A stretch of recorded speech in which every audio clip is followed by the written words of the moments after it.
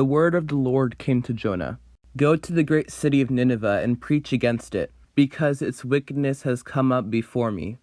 But Jonah ran away from the Lord and headed for Tarshish. He went down to Joppa, where he found a ship bound for that port. After paying the fare, he went aboard and sailed for Tarshish to flee from the Lord. Then the Lord sent a great wind to the sea, and such a violent storm arose that the ship threatened to break apart.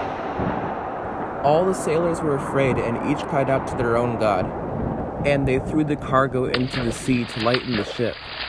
But Jonah had gone below deck, where he lay down and fell into a deep sleep. The captain went to him and said, "How can you sleep? Get up and call on your God. Maybe he will take notice of us so that we will not perish."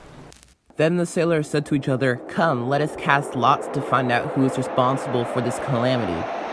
They cast the lots, and the lots fell on Jonah. So they asked him, "Tell us, who is responsible for making all this trouble for us?" "What kind of work do you do? Where do you come from? What is your country? From what people are you?" I am a Hebrew, and I worship the Lord, the God of heaven, who made the sea and the dry land." This terrified them, and they asked, "What have you done?" They knew he was running away from the Lord because he had already told them so. The sea was getting rougher and rougher, so they asked him, "What should we do to you to make the sea calm down for us?" "Pick me up and throw me into the sea, and it will become calm. I know that it is my fault this great storm has come upon you." Instead, the men did their best to row back to land, but they could not, for the sea grew even wilder than before.